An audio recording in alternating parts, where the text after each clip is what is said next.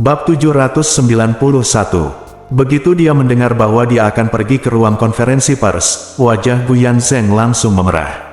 Sebagian besar reporter yang menunggu di ruang pers sekarang datang ke sini pagi-pagi sekali karena kemarin mereka membocorkan bahwa mereka akan mengadakan rapat dewan hari ini dan menggunakan media untuk menyampaikan berita bahwa kakak tertua mereka sakit kritis. Mereka ingin mengetahui berita besar tentang penggantian ketua grup Gu, sehingga Gu Yanzheng dapat menggunakan perhatian media saat ini untuk meningkatkan popularitasnya. Gu Yanzheng awalnya ingin mereka melaporkan kemenangannya di Dewan Direksi, sehingga setelah tengah hari, media dapat mengumumkan bahwa posisi ketua grup Gu telah berpindah tangan dan dia telah terpilih sebagai ketua berikutnya. Namun saya tidak menyangka bahwa semua yang saya lakukan pada akhirnya akan membantu kakak tertua saya. Dia bahkan bisa membayangkan begitu kakak tertuanya muncul di konferensi pers dengan wajah merah, semua reporter media yang mengira dia akan mati akan meledak di tempat. Dan setelah dia mengumumkan bahwa dia telah memperoleh 51% hak suara, wartawan media pasti terlalu terkejut untuk menambahkan apapun, bukan? Dengan pikiran berpacu di benaknya, dia menghela nafas secara diam-diam. Mungkin, ini adalah takdirku. Awalnya, kemampuan dan keterampilannya lebih rendah daripada kakak laki-lakinya, jadi dia ingin mengambil keuntungan dari situasi ini. Tapi dia tidak menyangka kalau kakak laki-lakinya akan memiliki tuan muda dari keluarga Ye di sisinya, adalah dia sembuh dari penyakit seriusnya dalam semalam. Tampaknya satu-satunya hal yang cocok untukku adalah mengikutinya dengan mantap dan menjadi penghalang. Faktanya, Gu Yan adalah orang yang cerdas. Ia telah mempertimbangkan banyak hal dengan sangat komprehensif, dan tinggal selangkah lagi menuju kesuksesan. Sayangnya, pada akhirnya, Ye Chen menimbulkan masalah di belakang punggungnya. Tanpa Ye Chen, Gu Yanzhong tidak akan mampu mengalahkan aliansi antara dia dan Gu Yangang tidak peduli seberapa menyusun strateginya, menyeret tubuhnya yang sekarat bahkan keselamatan istri dan putrinya tidak akan terjamin di masa depan. Namun, Gu Yanzheng dapat melihat situasi dengan jelas pada waktunya dan segera meninggalkan rencana awal untuk menghentikan kerugian tersebut. Terlihat juga bahwa orang tersebut setidaknya adalah orang nomor satu. Jika Anda adalah seseorang yang tidak dapat melihat situasi dengan jelas dan masih menolak ketika kematian sudah dekat, Anda akan segera kehilangan kendali. Saat ini, Gu Yanzhong dipenuhi rasa terima kasih kepada Ye Chen. Kemunculan Ye Chen tidak hanya menyelamatkan nyawanya, tetapi juga menyelamatkan istri, anak perempuan, dan karirnya. Menurutnya, dia tidak akan mampu membalas semua kebaikan ini seumur hidupnya, sehingga dia hanya bisa melakukan yang terbaik selama sisa hidupnya. Jadi, dia meraih tangan Ye Chen dan berbisik kepadanya, "Chen, jika kamu tidak ingin kembali ke keluarga Ye di masa depan, datanglah ke grup Gu. Pamanku akan mengatur posisi wakil ketua untukmu. Aku hanya punya satu putri. Segala sesuatu di masa depan akan menjadi milikmu." Apa yang dikatakan Gu Yanzhong tidak sopan, tetapi datang dari lubuk hatinya. Dia merasa putrinya akan menikah dengan Ye Chen, dan Ye Chen adalah menantunya. Jika dia tidak kembali ke keluarga Ye, keluarga Gu akan menjadi miliknya di masa depan. Meski berpikiran terbuka, ia juga merasa jika putrinya menikah dengan Ye Chen, ia harus menjadi istri yang baik. Ye Chen dan ayahnya Ye Changying keduanya adalah dermawannya. Selama Ye Chen bisa memberikan kebahagiaan putrinya sepanjang hidupnya, ia rela mewariskan seluruh hartanya. Sebagai mahar putrinya, Ye Chen secara alami tahu apa yang dia maksud. Dia benar-benar menganggap dirinya sebagai calon menantunya, atau bahkan anak tirinya. Tapi dia tidak bisa menerima hal semacam ini, jadi dia berkata dengan serius, "Paman Gu, saya belum punya rencana untuk kembali ke Yanjing. Saya masih ingin mempertimbangkan masalah ini." Gu Yanzhong tidak memaksa, mengangguk dan berkata, "Singkatnya, kamu tidak boleh bertemu pamanmu kapanpun atau dalam keadaan apapun. Rumahku adalah rumahmu." Ye Chen mengangguk dengan sungguh-sungguh. Karena ada konferensi pers yang akan diadakan, dan Ye Chen tidak ingin tampil di tempat kejadian, Ye Chen duduk di auditorium konferensi pers sebagai tamu biasa di bawah pengaturan sekretaris Gu Yanzhong sebelumnya. Semua kamera diarahkan ke mimbar konferensi pers, jadi dia tidak perlu khawatir untuk tampil di TV. Ketika Ye Chen duduk di antara penonton, seluruh ruang pers sudah penuh sesak. Reporter dari semua media besar ditempatkan di sini, menunggu grup Gu merilis berita besar. Saat ini, dunia luar tidak mengetahui berita kesembuhan Gu Yanzhong. Semua orang mengira Gu Yanzong sakit parah dan mungkin tidak bisa menghadiri rapat dewan hari ini. Namun, mereka mengharapkan Gu Yanzong muncul. Sebab, sebagai insan media, mereka suka mengangkat topik-topik yang bisa menarik perhatian. Jadi mereka berharap bisa mengabadikan senja pahlawan Gu Yanzong, dan kemudian menambahkan beberapa teks sensasional untuk menjadikannya judul yang tepat. Beberapa orang bahkan sudah memikirkan judul beritanya. Misalnya, akhir sebuah era, dan contoh lainnya, Lian Po sudah tua, bisakah ketua baru grup Gu membalikkan keadaan? Sekarang mereka hanya menunggu Gu Yanzong yang sakit parah terhuyung-huyung dari konferensi pers, atau bahkan didorong dengan kursi roda. Pada saat ini, staf di lokasi mengambil mikrofon dan berkata, "Semua yang hadir, harap diam. Ketua kami akan segera datang." Begitu kata-kata ini keluar, semua orang mengalihkan perhatian mereka ke pintu masuk tempat tersebut. Kamera dan kamera telah menemukan sudutnya dan menempatkan seluruh pintu masuk ke dalam bingkai. Semua orang menunggu saat pintu terbuka dan Gu Yanzong muncul. Saat ini, pintu dibuka dari luar ke dalam. Orang pertama yang turun tangan adalah sekretaris Gu Yanzong. Orang kedua yang turun tangan adalah Gu Yangang. Yang ketiga adalah Gu Yanzeng. Saat dia melihat Gu Yanzeng, suara daun jendela di tempat kejadian mulai semakin kuat. Karena semua orang tahu bahwa dia adalah putra tertua kedua dari keluarga Gu dan penerus posisi ketua grup Gu yang tak terelakkan. Gu Yanzong sakit kritis, dan dia adalah ketua baru kerajaan bisnis bernilai triliunan dolar dari Gu Yanzong. Namun, tidak ada yang menyangka bahwa di belakang Gu Yanzeng, mereka tidak melihat bayangan Gu Yanzong, melainkan seorang pria parubaya jangkung dan berotot yang hampir 10 tahun lebih muda dari Gu Yanzeng. Media yang hadir tidak bisa menahan diri untuk tidak berseru, "Siapa orang ini? Mengapa Anda belum pernah melihatnya sebelumnya?" Petik 2. Tidak heran jika mereka tidak dapat membantu selain Gu Yanzong. Selama bertahun-tahun, citra Gu Yanzong di depan media menjadi semakin tua. Apalagi setelah Gu Yanzong sakit parah, beberapa media diam-diam memotretnya di rumah sakit luar negeri. Ia memang sangat kuyu, di usia 50 tahun, ia tampak setidaknya berusia 60-an. Oleh karena itu, ketika mereka tiba-tiba melihat Gu Yanzong, yang tampak berusia 40 tahun, tidak ada yang bisa beradaptasi dengan kontras yang tajam tersebut, apalagi, karena wartawan media bukanlah kerabat dekat, wajar jika mereka tidak mengenalinya untuk sementara waktu. Ketika Gu Yanzong masuk, seseorang dari reporter media berseru, "Saya pergi." Orang yang berjalan di belakang benar-benar Gu Yanzong, ketua Gu. Setelah seruannya, seseorang segera bertanya, "Omong kosong. Gu Yanzong hampir mati." Oke, pria di akhir itu terlihat berusia sekitar 40 tahun, bisakah dia menjadi orang yang sama?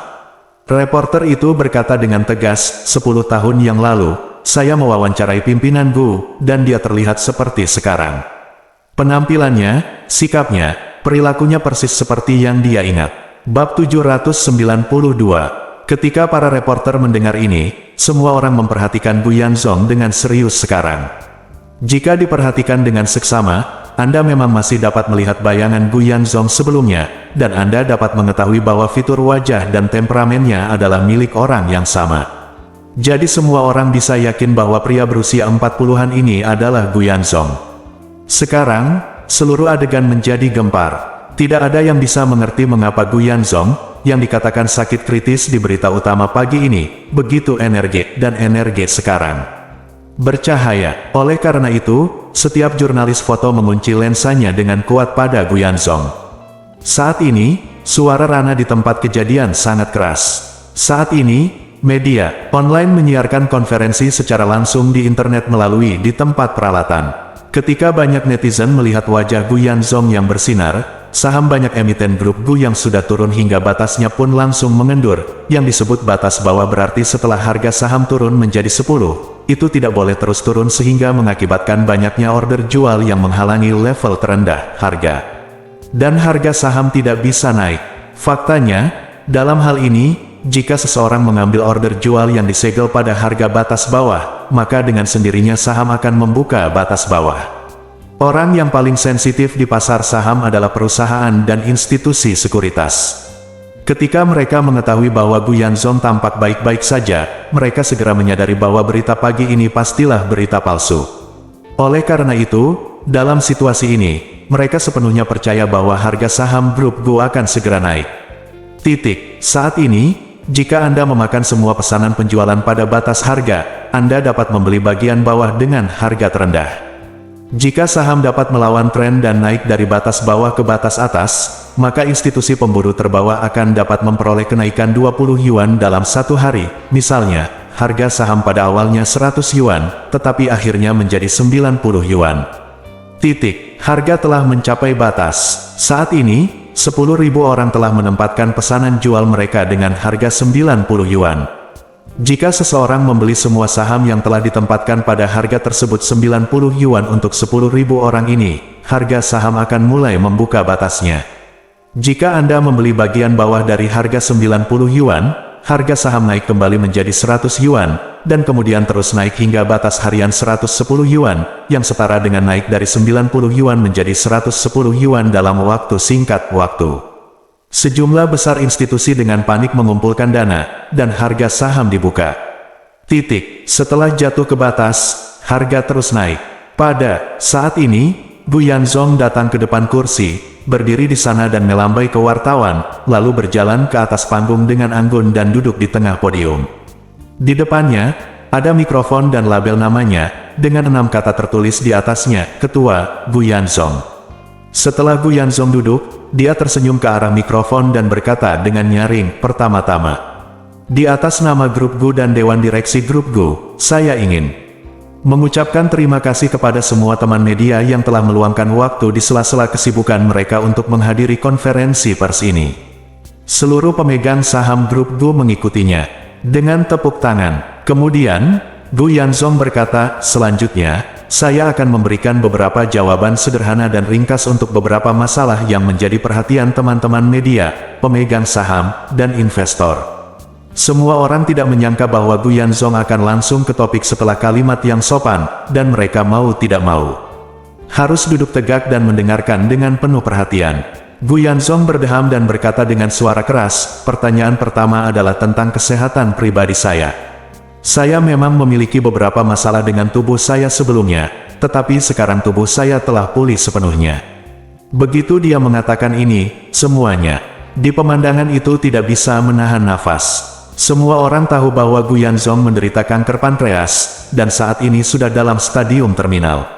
Penyakit ini dikenal sebagai kanker dengan angka kematian tertinggi dan mustahil disembuhkan. Sekarang, Gu Yanzong mengatakan bahwa dia telah pulih sepenuhnya, yang sepenuhnya menghilangkan pemahaman semua orang tentang penyakit ini. Namun, melihat penampilan Gu Yanzong yang bersinar sekarang, sepertinya dia tidak menderita penyakit mematikan. Apakah memang ada keajaiban medis yang tidak dapat dicapai pulih? Setelah konferensi pers, saya akan pergi ke Rumah Sakit Union Medical College untuk CT scan tubuh, dan kemudian saya akan mengumumkan hasil scan ke semua media dan publik. Dengan kata-kata Gu Yanzong, tidak ada yang meragukan kondisinya. Karena CT scan tubuh dapat mendeteksi segala jenis tumor, bahkan karsinoma in situ stadium sangat awal, dapat dideteksi dengan baik.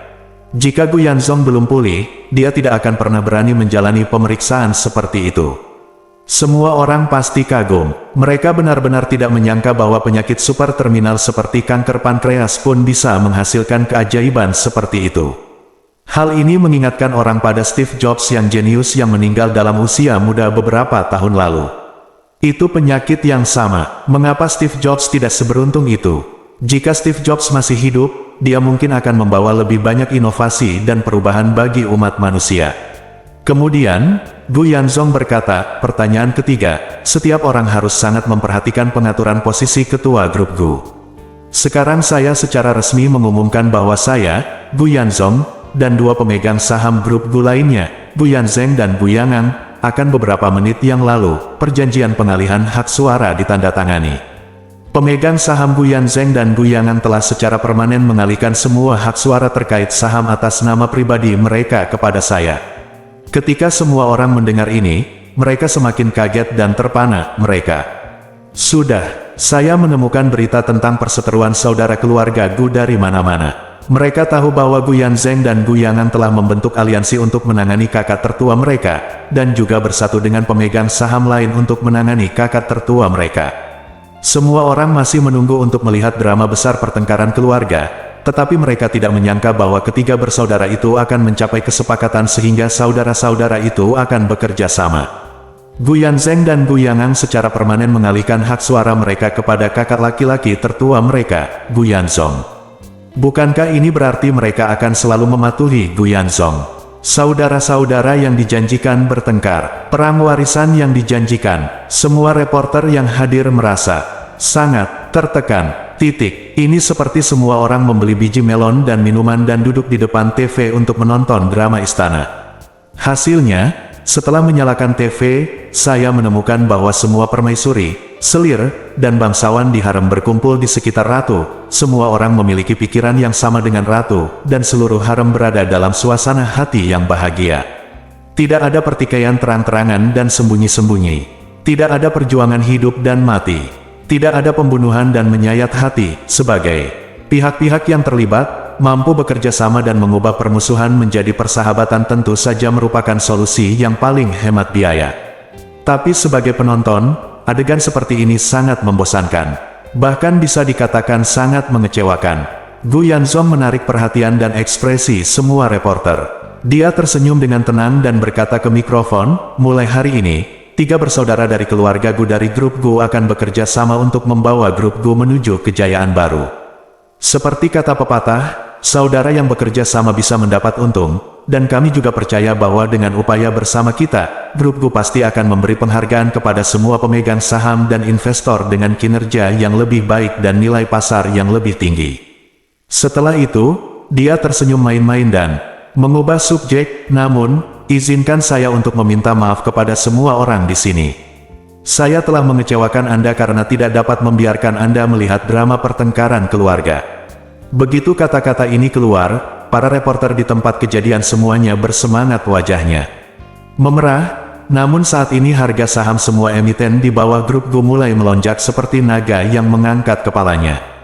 Bab 793. Hampir segera setelah pernyataan dominan Gu Yanzong, harga saham, yang masih terus naik tak lama setelah pembukaan batasnya, tiba-tiba melonjak hingga batas harian seperti roket. Sejumlah besar institusi dan investor retail menyaksikan konferensi pers tersebut. Ketika mereka melihat ini, mereka langsung percaya penuh pada grup Gu dan bahkan lebih optimis tentang hal itu dibandingkan sebelum Gu Yanzong sakit. Oleh karena itu, semua orang mulai putus asa membeli saham semua emiten terkait grup Gu yang dapat dibeli di pasar, dan harganya tiba-tiba mencapai batas harian. Dalam sekejap, harga saham berbalik drastis sehingga menyebabkan guncangan di seluruh lingkaran keuangan.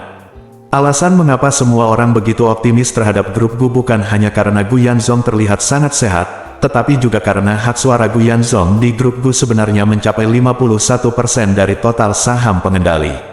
Sebelumnya, ketiga saudara laki-laki Gu bersama-sama memegang 51% saham dan hak suara, meskipun Gu Yanzong sendiri yang memegang setengahnya. Jika dia ingin melaksanakan keputusan di Dewan Direksi, dia juga harus meminta 2 saudara laki-laki lainnya untuk memberikan suara, mendukung, atau membiarkan lainnya. Beberapa pemegang saham kecil yang rasio kepemilikan saham gabungannya melebihi Gu Yanzeng dan Gu Yanzong memberikan suara mendukung. Sekarang, tidak lebih, dia telah sepenuhnya mencapai tujuan 1 orang berbicara dan 1 orang membuat keputusan. Mulai sekarang, kendalinya atas grup Gu akan meningkat ke tingkat baru yang belum pernah terjadi sebelumnya. Hal ini semakin memperkuat kepercayaan pasar dan investor terhadap Gu Yanzong. Jika Anda percaya padanya, secara alami Anda akan percaya pada grup Gu. Begitu Anda memiliki kepercayaan terhadap suatu perusahaan, Anda juga akan memiliki keyakinan untuk memegang saham perusahaan tersebut. Alhasil, harga saham meroket. Gu Yanzong tidak berbicara terlalu banyak dengan wartawan di tempat kejadian. Setelah menjelaskan beberapa pertanyaan yang ingin dia sampaikan, dia berkata, di masa depan, Gu Group pasti akan melipat gandakan upayanya untuk membayar kembali para investor dan pemegang saham atas dukungan mereka terhadap Gu Group. Percayalah pada kami, dan tolong percaya pada kami pasti akan memberikan jawaban yang memuaskan. Setelah itu, Gu Yanzong berkata, sekian untuk konferensi pers hari ini, terima kasih sudah datang. Seorang reporter buru-buru berdiri, dia bertanya dengan keras, Ketua Gu, bisakah Anda menerima wawancara sederhana? Gu Yanzong melambaikan tangannya, tidak perlu wawancara. Itu saja yang ingin saya katakan. Mengatakan terlalu banyak akan mempengaruhi kemampuan setiap orang untuk menerima hal-hal ini. Informasi penting. Setelah mengatakan itu, dia diam-diam mengedipkan mata ke arah Ye Chen di antara penonton dan berjalan keluar dari tempat tersebut. Reporter itu ingin mengejar wawancara, tetapi petugas keamanan di tempat kejadian segera menghentikan semua reporter dan berkata dengan sopan, "Maaf, ketua tidak menerima wawancara tambahan." Ye Chen berdiri, dan sekretaris Gu Yanzong sudah tiba. Dengan hormat berkata, "Tuan Ye, ketua berkata bahwa ada lebih banyak perhatian media, izinkan saya membawa Anda melalui pintu keluar lain." Petik 2, Ye Chen mengangguk dan mengikuti sekretaris itu beberapa langkah ke kantor Gu Yanzong. Wajah Gu Yanzong memerah saat ini. Ketika dia melihat Ye Chen masuk, dia segera berjalan ke arahnya, menepuk lengannya, dan berkata dengan penuh semangat, "Chener, kamu membuatku merasa seperti dilahirkan kembali." Ye Chen tersenyum, "Paman Gu, obatnya tidak. Apakah saya memberikannya kepada Anda kemarin?" Gu Yanzong menggelengkan kepalanya, "Ini berbeda. Apa yang saya katakan seperti kehidupan baru, dalam hal karir. Mulai hari ini, Gu Group akhirnya dapat menghemat banyak gesekan internal dan fokus untuk bergerak maju." Kata pada titik ini, Gu Yanzong menghela nafas, "Anda tidak tahu bagaimana rasanya ketika Anda berkonsentrasi melakukan sesuatu dan orang-orang di sebelah Anda mencoba yang terbaik untuk menahanmu, sepertinya kamu ingin memimpin semua orang maju. Alih-alih berlari bersamamu, orang-orang di sekitarmu akan menarik lengan bajumu, memegang pahamu, dan bahkan menghalangimu di depan dan menggali lubang untukmu. Tidak apa-apa sekarang aku bilang lari, mereka semua harus melakukannya. Lari, bahkan jika kamu tidak lari, kamu harus lari untukku bahkan jika kamu dicambuk." Petik 2, Ye Chen mengangguk dan tersenyum, "Kalau begitu aku akan lari, ingin mengucapkan selamat kepada pamanku sebelumnya karena telah memimpin keluarga Gu ke tingkat yang lebih tinggi." Gu Yanzong memandang Ye Chen, dia berkata dengan serius, "Chener, saya berharap suatu hari nanti, Anda akan memimpin keluarga Ye dan mengambil Gu keluarga ke tingkat yang lebih tinggi. Pada saat itu, Anda akan menjadi orang yang paling berkuasa di dunia bisnis, tidak ada yang lain." Di mata Gu Yanzong, keluarga Ye dan keluarga Su adalah dua naga yang bertarung. Perbedaan kekuatan antara keduanya tidak terlalu besar, tetapi keluarga Su masih mengalahkan keluarga Ye. Padahal, di tahun-tahun awal, kekuatan kedua perusahaan ini bisa dikatakan hampir sama, dan saling maju beriringan. Jika Ye Changying tidak mati muda di usia muda, keluarga Ye mungkin akan melampaui keluarga Su di bawah kepemimpinannya. Namun justru karena kematian si jenius Ye Changying, keluarga Ye tidak memiliki penerus, sehingga keluarga Su secara bertahap memperoleh status tertentu. Namun, Gu Yanzong percaya bahwa jika Ye Chen mewarisi keluarga Ye dan kemudian menikahi putrinya, pada saat itu, Ye Chen akan memiliki keluarga Ye dan Gu. Bahkan di masa depan, kedua perusahaan bisa digabungkan secara mendalam. Dengan cara ini, Ye Chen akan mampu menonjol di antara orang lain di seluruh dunia bisnis. Namun, dia tidak tahu kapan Ye Chen bisa menyelesaikan semua urusan di Jinling dan kembali ke Yanjing untuk menikahi putrinya. Namun, Gu Yanzong tidak menyebutkan masalah ini, juga tidak mendesaknya. Sebaliknya, dia memberinya tatapan penuh arti, lalu menepuk pundaknya dan berkata dengan serius, "Ayo pergi, Chener, ayo pergi menemui orang tuamu." Ye Chen mengangguk ringan dan berkata, "Paman Gu, aku ingin membelikannya 2 karangan bunga. Apakah ada toko bunga di dekat sini?" Petik 2, "Tidak perlu membelinya." Gu Yanzong berkata, "Setelah kita pergi keluar, bibilinmu akan mulai mempersiapkan sekarang, semuanya sudah siap. Ayo langsung pulang. Setelah bertemu dengan mereka berdua, kita akan pergi ke Gunung Yeling bersama." Ye Chen berkata dengan penuh syukur, "Terima kasih atas kerja kerasmu, Bibilin. Hal-hal ini seharusnya dilakukan olehku sebagai anakku." Pengaturannya, Gu Yanzong melambaikan tangannya, "Kamu, Bibilin, dan ibumu seperti saudara perempuan, ayahmu dan aku seperti saudara, dan kami selalu menganggapmu sebagai milik kita, jadi kedua keluarga kita adalah satu keluarga. Tidak masalah siapa yang mengurusnya." Iring-iringan mobil Gu Yanzong melaju keluar dari grup Gu dengan rapi. Konvoi kembali ke villa keluarga Gu terlebih dahulu, dan sopir keluarga tersebut pergi dengan Rolls-Royce hitam Lin Wan Qiu dan Gu Qiuyi sedang duduk di dalam mobil ini. Meski Rolls-Royce tampak besar, namun hanya memiliki 2 kursi di belakang, sehingga mereka berempat membawa 2 mobil dan dikawal oleh pengawal, segera melaju keluar kota menuju pinggiran barat Yanjing. Yanjing dikelilingi oleh pegunungan di 3 sisinya, yang semuanya merupakan pegunungan Yanshan yang tak ada habisnya. Gunung Yanshan terjal dan curam, mudah untuk dipertahankan tetapi sulit untuk diserang. Dari sinilah tembok besar mulai memanjang kedua arah, timur ke Sanhaiguan dan barat ke Jiayuguan. Gunung Yeling merupakan gunung hijau berbentuk ingot di pegunungan Yanshan. Tempat ini awalnya terletak jauh di dalam pegunungan, tidak ada tempat tinggal manusia dan tidak ada jalan raya. Setelah keluarga Ye memilih untuk membangun makam leluhur mereka di sini, mereka membangun jalan menuju kaki gunung dan jalan berkelok-kelok hingga setengah jalan mendaki gunung. Investasinya sangat besar. Dulu, gunung dan jalan ini ditutup. Karena mereka membeli hak milik dan berinvestasi secara mandiri di jalan tersebut, kendaraan sosial dan orang lain tidak diperbolehkan masuk. Iring-iringan mobil Gu Yanzong bisa masuk hanya karena dia mengikuti Ye masuk muka karena keluarga menyapa.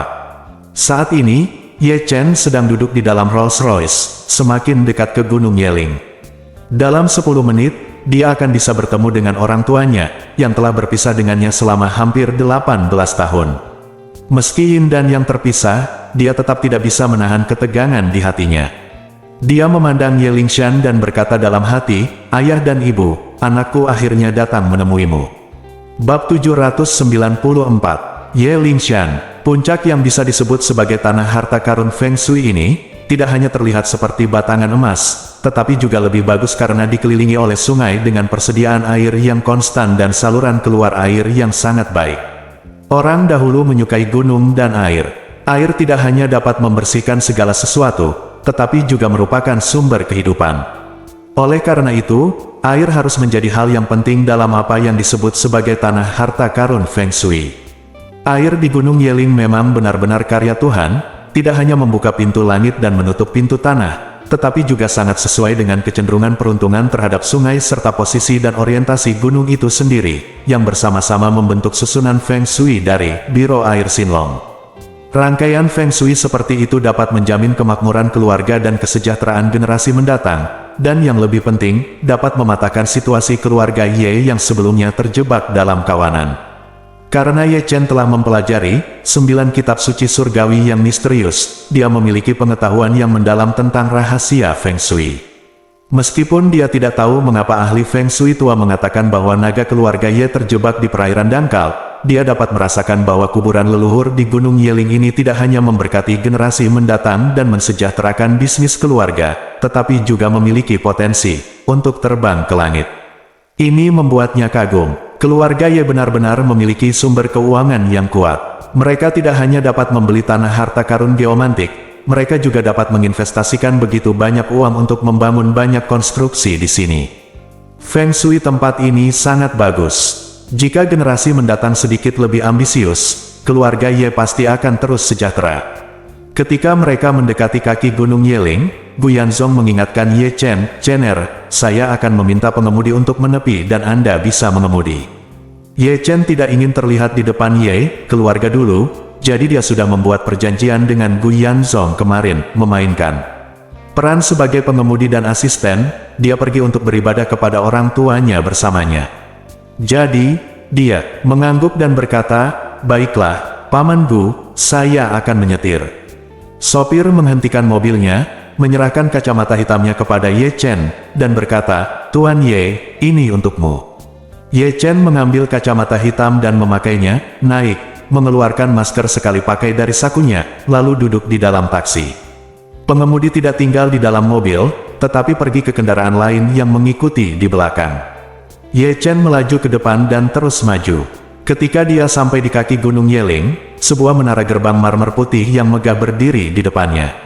Di bawah menara gerbang, pintu listrik ditutup rapat, dan beberapa petugas keamanan berdiri di kedua sisi, seolah-olah mereka sedang berjaga-jaga.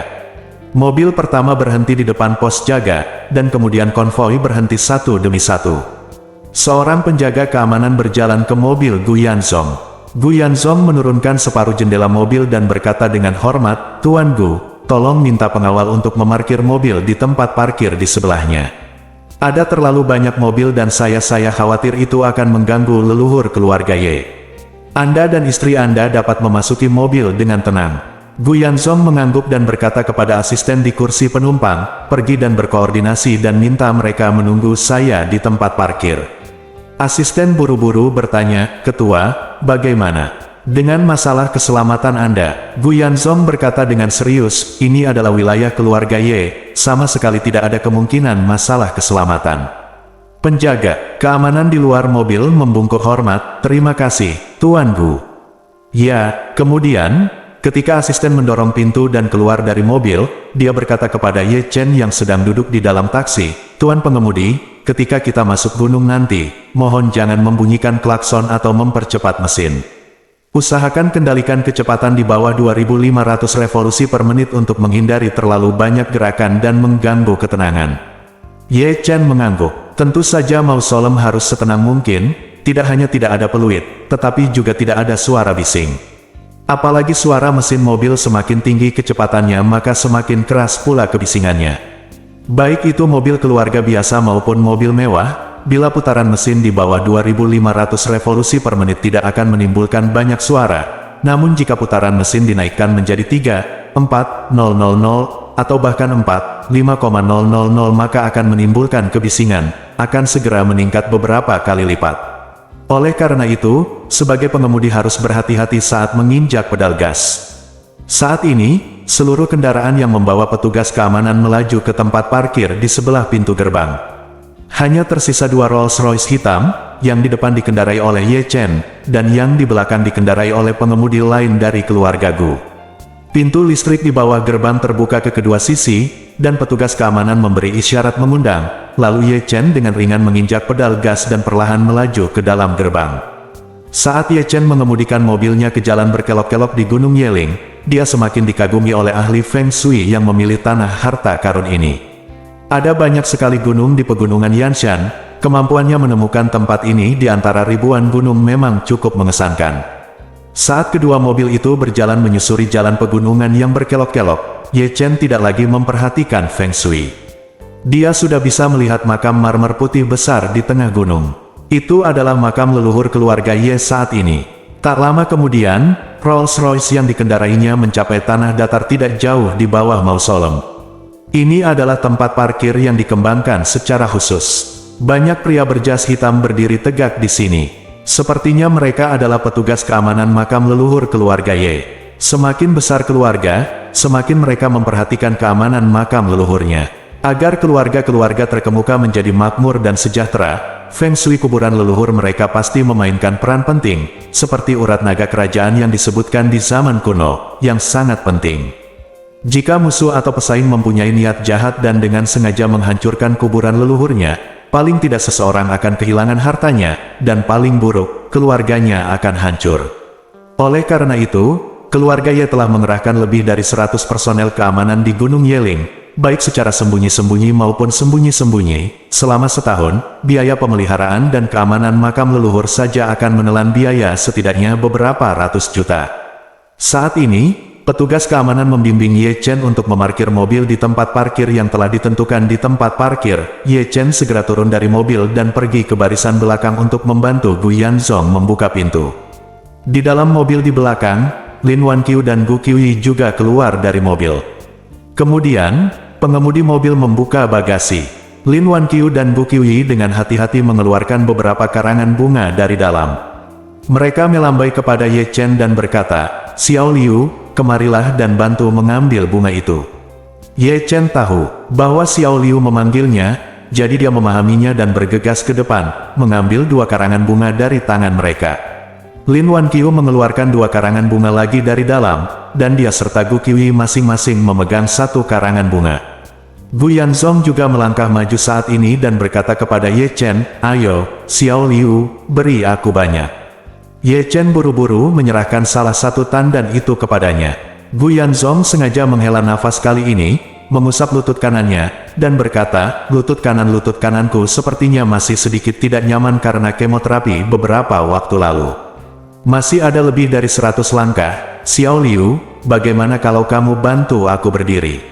Ye Chen secara alami mengangguk dan setuju, oke, Ketua Gu.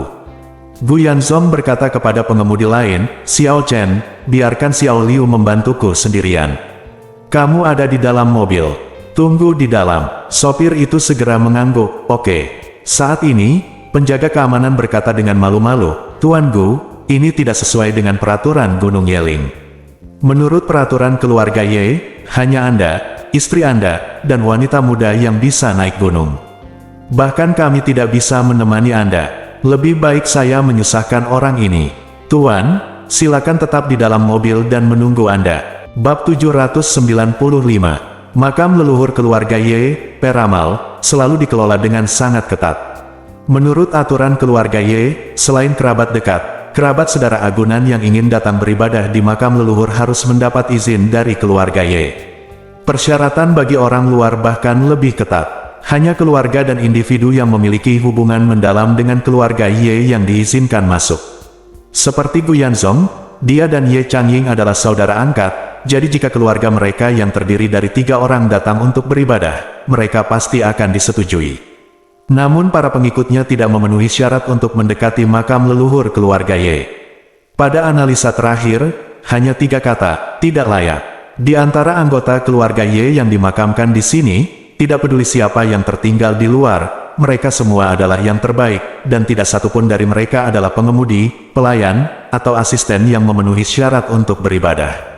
Belum lagi pelayan orang lain, bahkan pelayan keluarga Ye dan keamanan keluarga Ye di sini tidak memenuhi syarat untuk memasuki area mausoleum. Kawasan ini dibersihkan dan dirawat 3 kali sehari pada pagi, siang dan sore hari. Yang bertanggung jawab atas pembersihan dan pemeliharaan bukanlah pembantu dari keluarga Ye, melainkan kerabat agunan dari keluarga Ye. Tentu saja, meskipun itu adalah kerabat agunan, itu pasti seseorang bernama Ye. Oleh karena itu, wajar saja jika petugas keamanan menghentikan Ye Chen. Melihat pihak lain hendak menghentikan Ye Chen, Gu Yanzong segera berkata, Anak muda, saya baru saja sembuh dari penyakit serius, dan saya masih mengalami gejala sisa. Saya benar-benar kesulitan bergerak, jadi mintalah bantuan sopir saya bangun. Makam leluhur keluarga Ye Anda tidak begitu ketat sebelumnya, pada saat itu, rombongan juga bisa menemaninya masuk. Penjaga keamanan tampak menyesal, tetapi berkata dengan nada yang sangat tegas, Maaf Tuan. Gu, ini adalah aturan baru yang ditetapkan oleh kepala keluarga setelah makam leluhur dipindahkan ke Gunung Yeling. Dan kita harus mematuhinya dan tidak pernah melampauinya, jadi saya mohon maaf. Gu Yanzong tiba-tiba menjadi cemas. Saya hanya ingin Ye Chen memberi penghormatan langsung kepada orang tuanya, jadi saya membawanya ke sini secara khusus. Ye Chen tidak mau mengungkapkan identitasnya, jadi dia harus berpura-pura menjadi sopir, tetapi yang tidak dia duga adalah manajemen Ye Lingshan saat ini begitu ketat. Sebagai ketua grup Gu, dia bahkan memiliki nada yang agak memohon kepada petugas keamanan dan berkata, Anak muda, saya memiliki beberapa ketidaknyamanan fisik. Demi hubungan saya yang tidak dapat didamaikan dengan keluarga Ye, tolong, beri saya istirahat, kamu tidak ingin melihatku jatuh dari tangga batu tanpa berdiri diam, kan? Melihat ini, petugas keamanan buru-buru membungkuk dalam-dalam dan berkata, Tuan Gu, masalah ini sebenarnya tidak masalah. Anda harus melakukannya bersikap akomodatif, jika tidak, saya tidak akan bisa mempertahankan pekerjaan saya. Gu Yanzong sedikit kesal dan bertanya dengan marah, bukankah aturan Anda ini terlalu tidak baik? Kedua keluarga kami adalah teman keluarga, bagaimana Anda bisa melakukan ini? Apakah saya seperti orang luar? Penjaga keamanan berkata dengan canggung, Tuan Gu, sejujurnya, peraturan ini ditetapkan oleh Peramal Tua. Kepala keluarga menganggap perkataan Peramal Tua itu sebagai pedoman, jadi kita diharuskan untuk mematuhinya dengan ketat dan tidak melanggarnya. Mohon maafkan saya, Gu Yanzong marah dan berkata, kalau begitu, ini berarti Anda tidak bisa membantu, bukan? Apakah Anda ingin saya menelepon Tuan Ye sekarang? Penjaga keamanan itu buru-buru mengangguk, dan berkata, Tuan Gu, Anda masih harus memaafkan saya. Panggil kepala keluarga. Jika kepala keluarga mengizinkannya, saya tidak akan pernah melakukan apapun untuk menghentikan Anda. Gu Yanzong tahu bahwa dia tidak dapat meyakinkan pihak lain, jadi dia menghela nafas dan berkata, Oke, saya akan menelepon Tuan Ye sekarang. Panggilan telepon. Petik 2. Meskipun dia berkata begitu, dia tidak yakin di dalam hatinya. Ia mengetahui tentang keluarga Ye dan mengetahui bahwa keluarga Ye memindahkan kuburan leluhurnya ke Gunung Yeling karena bimbingan seorang ahli. Pakar tersebut seharusnya adalah peramal tua yang disebutkan oleh petugas keamanan. Jika ini adalah permintaan yang dibuat oleh peramal tua, saya yakin orang tua itu tidak akan pernah membuka pintu belakang untuk dirinya sendiri demi feng shui-nya sendiri. Mungkinkah Ye Chen tidak diizinkan untuk menyembah orang tuanya secara langsung hari ini? Dia dan orang tuanya telah berpisah selama 18 tahun. Ye Chen juga cemas saat ini. Faktanya, sejak dia mendapatkan 9 kitab suci surgawi yang misterius, dia sudah lama tidak merasakan kepanikan dan urgensi seperti ini. Orang tuanya dimakamkan di salah satu mausoleum megah tidak jauh dari sana. Dia hanya perlu menaiki lebih dari 100 anak tangga batu untuk memberi penghormatan kepada makam orang tuanya, mewujudkan impian terbesarnya selama 18 tahun. Namun, jika orang-orang ini menolak untuk membiarkannya naik, dia tidak bisa bertarung terus-menerus, bukan? Atau apakah dia harus mengidentifikasi dirinya dengan keluarga Ye? Namun, meskipun hal itu memungkinkan dia untuk pergi beribadah kepada orang tuanya, masalah sebenarnya akan menunggunya setelah itu. Pada saat ini, sebuah suara keras terdengar, biarkan dia naik. Semua orang mendongak dan melihat seorang lelaki tua dengan rambut, janggut, dan alis yang benar-benar putih, bersandar pada tongkat dan berjalan perlahan mendekat. Ketika Ye Chen melihat pria ini, dia merasa bahwa dia seharusnya berusia 100 tahun, meskipun dia sudah sangat tua, postur berjalannya ternyata stabil dengan bantuan kruk. Ini adalah bulan musim dingin ke-12 lunar, dan lelaki tua itu hanya mengenakan setelan tang putih, tetapi tidak ada sedikit pun rasa dingin dalam dirinya. Dan kruknya tampak sedikit berbeda. Ye Chen telah melihat banyak kruk orang tua, dan bagian atasnya sering diukir dengan kepala naga, tetapi kruknya memiliki ukiran ular piton di atasnya. Setelah melihat pihak lain beberapa kali, Ye Chen tidak bisa menahan diri untuk tidak bertanya-tanya pada dirinya sendiri, mungkinkah orang ini adalah ahli Feng Shui Tiongkok kuno yang menurut Paman Gu disewa oleh keluarga Ye dari Amerika Serikat. Lalu, dia mau tidak mau berpikir dalam hati, dia adalah mengapa kamu setuju untuk membiarkanku naik? Mungkinkah dia mengetahui identitasku? Apakah wawasannya begitu kuat? Atau adakah cara lain untuk mengetahui identitasku? Tepat ketika dia tidak dapat memahami keseluruhan ceritanya, orang yang bertanggung jawab atas keamanan bertanya dengan heran, peramal tua, bukankah kamu mengatakan bahwa orang luar tidak diperbolehkan naik kecuali teman dekat keluarga Ye? Orang tua itu tersenyum sedikit, menatap Ye Chen dan berkata, dia bukan orang luar. Petik 2. Penjaga keamanan itu bahkan lebih bingung, peramal tua, apa maksudmu? Mengapa saya tidak mengerti? Orang tua itu tersenyum dan berkata, saya pikir orang ini harus memiliki hubungan yang mendalam dengan keluarga Ye di kehidupan sebelumnya, jadi dia tidak dianggap orang luar. Biarkan dia naik, apakah ada hubungannya di kehidupan sebelumnya? Penjaga keamanan tentu saja tidak mempercayainya. Tetapi ketika dia memikirkan tentang Feng Shui, itu sangat misterius, jadi mungkin hal ini benar. Jadi, dia berkata dengan canggung, peramal tua, apa maksud kepala keluarga? Orang tua itu bertanya balik, pernahkah kepala keluargamu mengatakan itu selama saya di sini pada hari ini? Saya punya keputusan terakhir dalam segala hal di sini. Penjaga keamanan dia buru-buru berkata dengan hormat, kepala keluarga memang mengatakannya. Orang tua itu bertanya lagi, lalu apakah kepala keluarga Anda mengatakan itu meskipun saya meminta Anda untuk menghancurkannya? Makam leluhur keluarga Ye, kamu tidak akan membangkang padaku. Penjaga keamanan bahkan lebih hormat, kepala keluarga memang mengatakannya. Lulus. Orang tua itu mengangguk dan bertanya, kalau begitu saya biarkan dia naik, apakah Anda keberatan? Penjaga keamanan itu tanpa sadar mundur selangkah dan berkata dengan hormat, kembali ke peramal lama, saya tidak keberatan. Semuanya tunduk sesuai keinginanmu. Orang tua itu mengatakan ini. Kemudian dia mengangguk dan tersenyum puas, lalu memberi isyarat mengundang kepada Ye Chen dan berkata, Tuan, tolong bersambung.